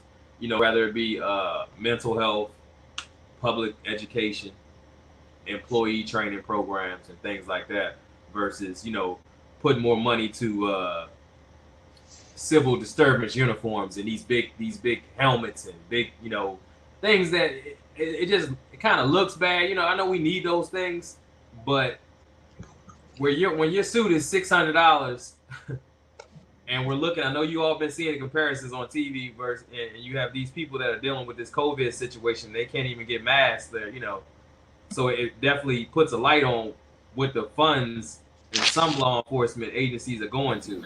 So I am in agreement with reallocation of funds as far as that. Shut that door, Nate. Anyway, That people find money. People find money for what they want to find money for, yeah. and that's why it's important to have elected officials who have your best interests at heart. You know what I mean? But unfortunately, oftentimes elected officials pay out to, these lobbyists that are, that are padding their pockets, and it's not necessarily about. Then they lose the interest of their constituency and lean towards those who are padding their pockets, and it's unfortunate. Mm. Tiffany, you finally up here. Can we hear Can you? y'all hear me? Wait, can you hear me? Oh, We got you. oh, Lord, we can hear you. I'm not Wait, even sure if y'all somebody asked these questions. hold up. Tell them your name. Where you from? Oh, I'm from Philadelphia. My name is Tiffany. All right, so let me get to it because I don't know. Weren't you on I had that 3 billboard questions. out there? I just want to. Are you on that? Are you on a billboard in Philly? No, I saw no. her on a commercial. Oh, okay. You did? No. Anyway, so listen, I had 3 questions. One was, how do you feel about police incidents being public instead of you guys? You know how they have concealed records of things that happened while they were on the force. How do you feel about that? And 2, how do you feel about, or how could it be done where we can choose the police who police our communities? And 3, how do you feel about like with the George Floyd case, the report that was originally submitted was a lie. So what happens in a police court when you guys write up a report that's not accurate? Like what kind of penalties or punishment or repercussions come when you falsify a document? Good question. Well, most of the cops that I know that falsified documents are either in federal prison or in some type of correctional institution. The thing about it is unfortunately, when things happen, police reports, if there's ever found to be a contradiction in fact from a concrete contradiction. Say, for instance, somebody wrote something, this happened, and then there's a video that shows that contradicts that. Most district attorneys will immediately drop charges on that, and then there's usually some type of sanction departmentally. Most of those officers will either be dismissed from their departments. I've seen it happen, a lot. But also, oftentimes it comes down to your word against mine. And if there's nothing definitively to contradict one side or another, unfortunately, most of the time, the gravity is given towards the police officer, especially if it's someone being arrested. In regards to what can be implemented to choose the police officers that police your area. Now, I ask you this question: what would that choice be predicated upon? And not to put you on the spot, but what would it You be know, I'm predicated not upon? sure because I've been in and out with like, should our own kind police our community, or would that just bridge a bigger gap between like having diversity in our area? So I'm not sure about it in terms of should it just be black cops in our area, but I feel like we should have a voice of who's working in our area. Like I asked you this question real quick. So if we had a predominantly African American community and you put predominantly African American cops there, what happens when you have a crew of African American cops who are stealing from people? You know what I'm saying? So now what do you say? Oh my God, now we got it. So I think that the diversity is important, and the bad part about it is you can't train away racism.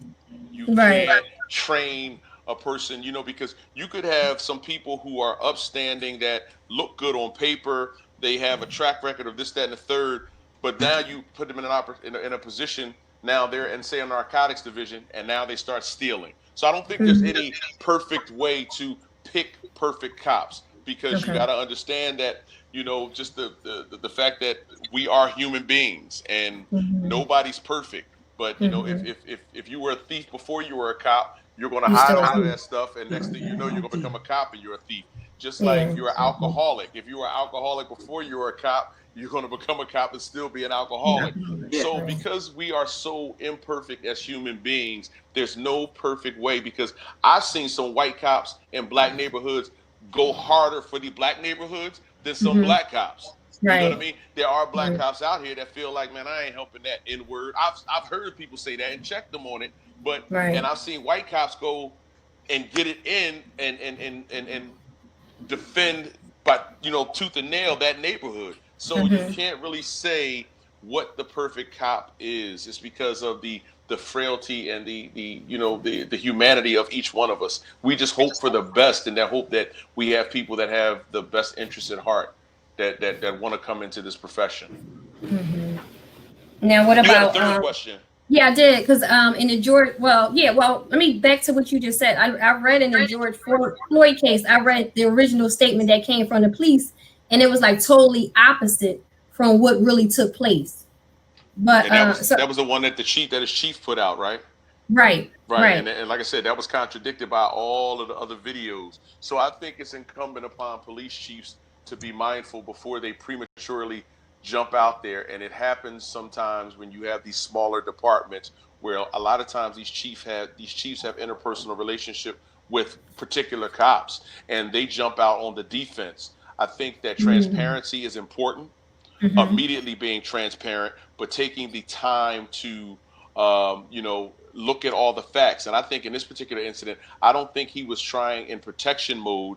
I think at the time that he released what he released, he was acting on the information that he had at the time.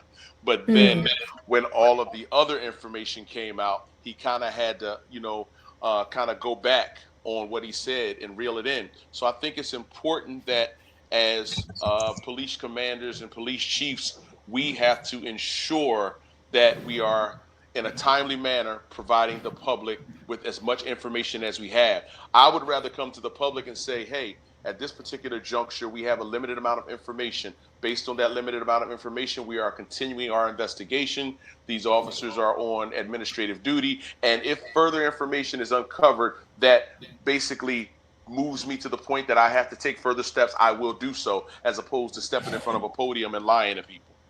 Yeah, because their report basically said he died at the hospital. It was a completely different story from what really happened. But my last question was, with the police, and some of them having incidents, and those incidents are disclosed. I think the public should know what's being covered up and what's not. How do you feel about that? So, say for instance, if you had you've been sued by some citizens in reference to like disorderly conduct, and we don't know about it because your record is concealed, so nobody sees that. Do you think that the public should be aware of that? Well, most departments actually do have a disclosure policy.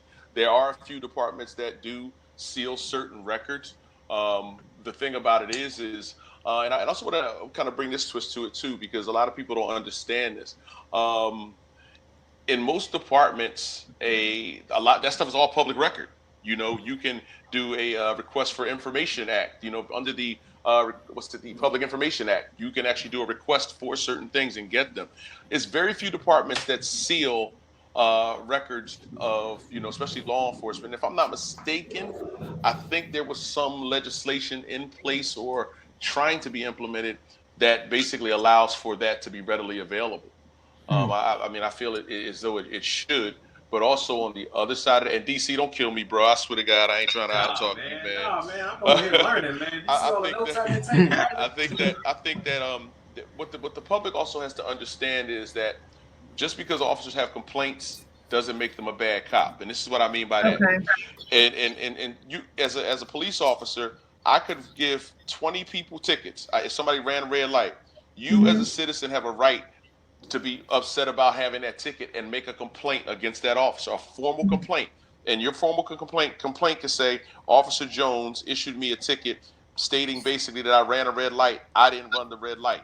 Now that actually goes to most internal affairs. Some departments, they could find that Officer Jones was well within his rights. There was no misconduct. Right. He gave you your ticket. He didn't curse you out. He didn't beat you up. He didn't do anything. But now that shows as a complaint on Officer Jones's record. Now, Officer Jones could have 20 of them, and all of them could be based upon traffic stops with no allegations of any type of wrongdoing, any type of misconduct, just because he gave you a ticket. Now, Officer Jones down the line say gets into some trouble, whatever, it may be something even minor. Guess what'll happen is the media will release, and he had 20 prior complaints. Now, what is the first thing that people are going to say? Oh my God, he was a terrible cop because he had 20 complaints. But the reality of it was Officer Jones is actually a good cop. They were all complaints about traffic tickets, and whatever this incident is, it necessarily didn't have any bearing on it. But the incident maybe the final incident that he may be involved in, it may come to bear that he was well within his rights and he did everything, you know, by the book and by procedurally correct. But people will jump to judgment and see that. So some departments hold on to every complaint that was ever made against cops and always, and that'll stick with them. Some departments will seal them after a period of time, after a reckoning period, and they disappear. So I think that police records should be, under the Public Information Act, should be accessible, but we got to be mindful of how we use them because we can lean on them a little too heavily, and they may not necessarily be predictors in certain circumstances. Yeah, because mine wouldn't more so be that. I mean, that was a good example. Mine would more so be like payouts when, you know, they were sued for some kind of injustice that was done to somebody. Because I've been seeing a lot of cops lately that had the cities have been paying out based on like things that they've done to citizens, and it cost the police department thousands of dollars. So in situations like that, I just wonder like how can someone work on the force and they've been sued like 5 or 6 times, and every time they're being sued because someone is saying that they acted in a unprofessional way or they were abusive, and they're paying out $50,000, $75,000, $100,000. Like, how is that possible that they can constantly keep happening? Let me give you the science behind that. A lot of times, what a city will do, and it may not be an indicator that there was any wrongdoing. Hypothetically, say if an officer went to break up a bar fight. During the course of breaking up that bar fight, that officer, say, pepper sprayed somebody, which most of the time are well within their rights to do if you're breaking up a civil disturbance. Most city attorneys or city solicitors will pay out a claim for $5,000, $10,000 because it's cheaper to pay out a claim than it is to litigate it over a long term and know that you will probably win. So once again, we can't lean too heavily necessarily on what a government, what a city's payout is, because oftentimes cities will pay out people because it's cheaper to give them this than to litigate this over a 2-year, 3-year, 4-year period, and they will most likely win at the end of that 4-year period. So it's not necessarily an indicator of wrongdoing. If most lawsuits against police departments come or stem from some type of use of force. If a police officer tases you, unfortunately, if you get an attorney, you can go down and say that officer didn't have to tase me. The city will pay you, and it's terrible that happens because it automatically people will assume that there was some wrongdoing. The first thing people will say, "Well, the city paid me, so he had to be wrong," and it's not always the case. So it's just from a fiscally responsible standpoint, it's more fiscally responsible to pay out than to litigate over a protracted amount of time. Because that's why lawyers hold out oftentimes and say, nah, let's hold out. Let's hold out for their next offer. Because they know that the longer they hold out, the potential for it going to court is going to increase. And that's why most lawyers will settle before it goes to court, because they know most of the time if it does go that 4 years and it does go to court, most likely they're not going to win. But the city, on the other hand, to be fiscally responsible, to not protract this out, what could be a $100,000 fight legally over 4 years, it's easier just to give a person $25,000 right now. But it's not necessarily indicative that the officer was wrong. We have not to cut you all off. Faith is asking. She has Several questions. Several questions. I wanted to just answer some of you guys. Are there things in the police agencies that says you must protect your partner at all costs? That's kind of DC. Go ahead. I'm gonna digress and let DC. DC over there with Trump. He ain't saying too much. No, he's not over there with Trump. He just happens to be there.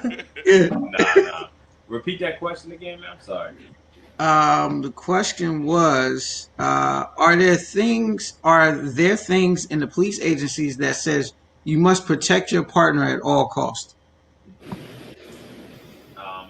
I haven't seen anything actually in writing. I mean, it's kind of that goes back to oath. It goes back to oath, but we there to protect the people. That's kind of something that's just said. You're supposed to protect your people, but I mean, not against the community. I mean, that's like when you have siblings. I mean, it's known when you leave that house, you're gonna protect your little brother and your sister. But that doesn't mean you protecting your brother and sister when they out here doing wrong. Right. You go out there and your brother and sister are stealing. You're gonna stop them from doing that. That's what you're supposed to do. You're not gonna say, okay, well, it's me, my brother, my sister versus this store owner or whoever else. That's just how I see it. Wrong is wrong. Wrong is wrong. Oath or no oath, man. Why is the police force by state or county and not universal? Because we got 50 states and there's no universal laws in all 50 states. So, the problems that New York City has are not the same problems that Montana has. So there can't be an overarching laws for everything. Now there are federal laws, of course, that govern all 50 states. But when it comes to we have 50 states, and each state has its individual counties and things like that. So that's why that's the way government is broken up. We don't have that. Would just say that in order for that to happen, that would, unfortunately, I don't even want to say this out of my mouth, that would mean that the president would have control over all 50 states. And so that can't happen because we have 50 states. The U.S. Virgin Islands, several provinces, and Puerto Rico, they all have their own governors. Therefore, they all have their own laws. That's why there can't be universal laws for everything. And her last question was, go ahead, Tatanisha, you want to take the last one? What is regulation on carrying weapons and officers pulling over people or dealing with people with licensed weapons? It varies by state. It absolutely varies by state. Some states are open carry states where you can openly carry. Like you go to Texas and Arizona, you'll see that you'll go into Walmart and you think you got in the 1930s a Wild Bill Hickok. Yeah. So it all varies by state. Some states require you to have permits or concealed license to carry. Some states you have to have a license to carry concealed, but you can walk around openly carrying. So that all varies by state. Okay. Speaking Well, piggyback on that before I'm not gonna be long winded. yeah, I no, do go. encourage people in general to look into your your laws or your policies in your area, your city, your state, or whatever, as far as the license carry, because as you can see, it's getting a little difficult just to walk around with your family. We got a lot of wild people in neighborhoods that are taking the this neighborhood watch thing a little bit too far. I'm not saying that you need to be out here, like you said, like Wild Bill or anything, but I think if if you can protect yourself and your family, I mean, why not do it, lawfully, instead of being on the bad end of something. I agree. I agree. What Can is? I ask one more question? Yeah. Oh, cool. Where we are today, where do you guys see where do you guys see the police department going from here? I was just about to ask that. I think every police department around the country has to do a serious introspection. Unfortunately, just like that question before, every there are over 18,000 law enforcement entities across this country. I think at this juncture, and it should have happened long before this, because it shouldn't take a tragedy for people to realize that there needs to be change made.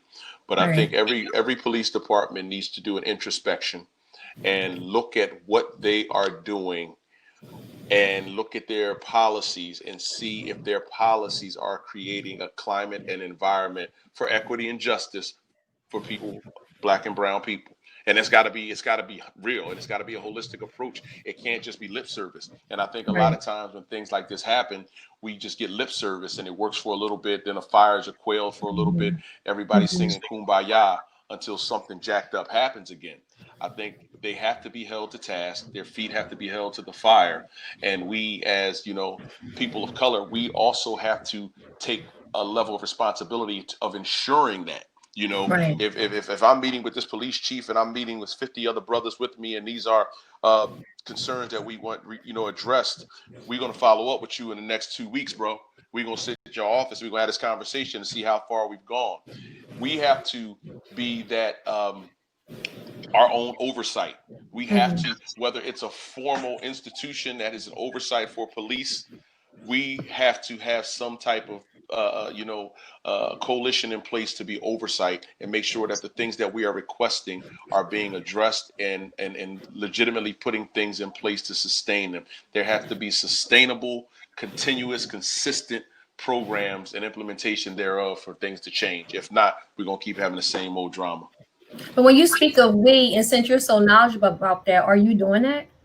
Absolutely. I actually, it's so funny because I actually am sending out an email tomorrow to three of well, two of my frat brothers and one just a friend of ours, and we're trying to implement some things from the other end, not necessarily directly with the department, but some other things from the educating our black boys type thing. So we're kind of working kind of both ends of it.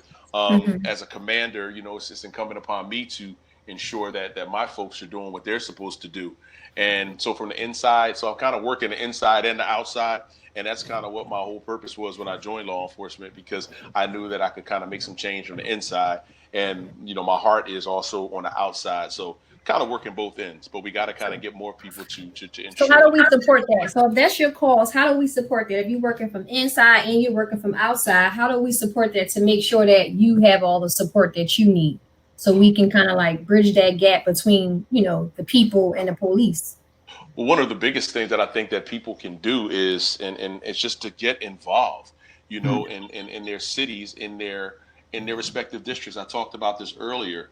If there's not a community group that exists, and it doesn't necessarily have to be, well, of course where I am, but whatever city we're in, we have to somewhat be proactive. And then, like DC said, we can't wait till something bad happens. So take the onus to go to that district or that whatever that precinct and say, hey, we need to sit down and talk to the captain. Let's sit down and talk to the captain. Hey, captain, you don't have a community group in this area of color. The only time your cops come into this area is when somebody's shot, stabbed, a disturbance, or something like that. let's implement something there. And that's how we get these, there was a big push for years for mini stations in these areas and in these neighborhoods. You don't tend to have them anymore, but you got them in the quote unquote business districts. So you know what I'm saying? So those are the things and the steps that we can all take to basically kind of change basically have a paradigm shift of the and the dynamics of how police departments work and how we operate. It's a business. It's like anything else. And I tell people this, we've moved to the business model. You go to whatever store you go to, you expect a certain level of service when you go there. And there's no reason why you cannot expect that same level of service from the police. That's good. Yeah, because in my community right now, I'm working on this this movement where encouraging people, my peers and younger, the importance of voting. But I also have on my agenda to bridge the gap between the police department and the community. So my goal was kind of like what you just said. I didn't even realize to speak to the captain because I was just going to go to the police department and see who I needed to speak to in reference to them coming out to the neighborhood to speak to everyone. And what I wanted to do was I wanted to teach people their rights. I wanted them to know exactly how the police should be policing them in their community. And I just also wanted them to know who was policing them so they can get familiar with their the officers in that area. And my goal was to create a plan that works, that we can measure to see the progress of it. And if it works, to forward that information to other communities so they can build as well. So that's what I'm working on right now. And if you go to the website, it could tell you whatever district you live in. It'll tell you who the captain is, who the point of contact is, who the community relations officer is, and they will be more than welcome to help you with whatever it is, and those are the things that we need to have happen more. Okay. Well, DC, real quick, DC, I ain't saying nothing else the rest of the darn night. I'm gonna keep my mouth shut. I was gonna say, look, we don't went over time, but the conversation was so good. Yeah, really. We almost was at 2 hours. But again, I'm gonna end it off and say, we completely thank you all for taking the time out of your day to come on and speak with us, to give us a better understanding, and it's a good feeling when we can actually sit down and have these conversations. Because sometimes people feel like they can't speak to law enforcement or that they are the enemy. So it was truly a pleasure to have you all come on and take the time and speak with us. Did y'all have any closing remarks that y'all wanted to say? I think he should follow up with us once he start working on what it is that he's doing and give us updates so we can know what's really happening. Absolutely. Especially Junior Trump over there, DC. Oh, no, you ain't right, man. Don't do that to him, man. That ain't right. Junior Trump over the years, DC. He ignoring you. I hope he is. But nah, thanks so much. What Tatanisha, you got anything? No. No? Don't try to act like, oh my gosh, you don't have nothing to say. No. Before I get I off, appreciate you guys. I definitely appreciate, you guys coming on and being so honest and basically as transparent as you possibly could. And being available to open up and answer the questions that everybody had. I probably wish that the questions that they had were, as deep as people, generally would be. But I mean, anything's better than nothing. But I definitely appreciate you guys coming on. Yeah. And I would love for him to speak to like the younger guys. I know he said he's formulating some kind of outsourced program. But the way that you speak and the way that you connect, I feel like you understand our culture. And if by you being able to understand our culture, the younger generation, they will hear you, even if they're not letting you know that they hear you just because of your delivery, because it's not like when you say stuff, you're coming from a perspective of just all cop. It's kind of like, okay, I'm gonna tell you how it is over here, and I'm gonna tell you how it is over there, and I'm gonna combine the two so you can understand it. So I believe that your delivery and the information that you gave was well understood, and it could be understood on so many levels that I feel like it could really help our youth if they were able to communicate with somebody like you that's on a police force that can, that can really educate them, where they're not fearful of the cops and they feel like, I can relate to him. He's just a cop. Once he take that uniform off, he's just like us. Yeah. Yeah, I think you have a definitely a great delivery, and your energy, it comes through. I can't even see you, but just I by have hearing. I have some programs already up. So I do a violence prevention program already. This is just so basically what I'm already working on. I'm just basically building on that to meld it and trying to get it into the school district. I have a one of the biggest things that I have is I work with DHS, and I've done programs with girls and boys track. I have a violence prevention, sexting, texting, and the hazards of bullying. So that's one of the things that I really have always done. I've been doing that probably for like the last almost I don't know how many years. So I'll reach out and we'll connect, and I Yeah, love talking to the kids. So yeah. Well, like, are you in the Philadelphia area? yes, ma'am. Okay, yeah. So if you can send him that information, so then that way, when I'm actually going out knocking on these people's doors, I can give them that information if that's the area that they feel that they need to know about. I would like to share that. Nice. DC, that goes for DC as well. Yeah. It starts here, but Yes, sir. we could be so transparent to different areas, and where Tashanisha is at in Newark is we could just be transparent and hit different areas at the same time. So I know DC said he wanted to say something Oh else. yeah, real quick, man, before my kids burn the house down, man. Yeah, what I want to say is, man, thank you both for having me on here. Secondly, if you see the amount of notes I've taken from all of you, from your questions, mainly from you, Captain, man, I really learned a lot in this little bit of time. I'm really motivated on my end.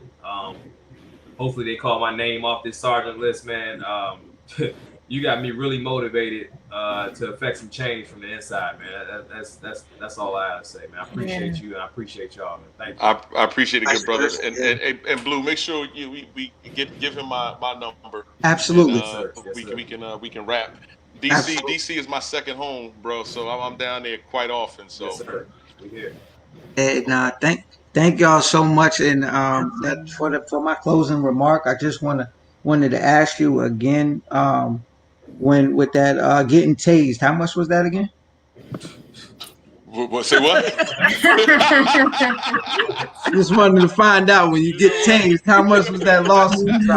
You might go down the street. Tase me. Might go down the street and slapping police officers or something. Listen, it depends on how much you go in there. You want to cry and say it impacted your life, man. You might go in there and bring your lady in, and she cry and say that you just wasn't the man that you used to be, and next thing you know, man, they cry. You cried in a river, man. You gonna be adding zeros to your check, unfortunately. Articulate. As they Yeah. But nah, all jokes aside, man, I just wanted to end it off on a good note, man. I think this, people probably came in this with a lot of animosity, not knowing and not being able to speak to you guys, but with a better understanding. And I just wanted to end it off on a good note with us laughing and in unity. So again, fellas, ladies, I can't thank you all enough. And again, welcome to the shop. I hope you all come back. And let's do this again. Let's keep in contact, and let's make this change that everybody's talking to, but let's actually make that change. Yeah. Yes. sir. Absolutely. Right, y'all. Good night. All right. Good Good night. night, everyone. Right. Have a good night.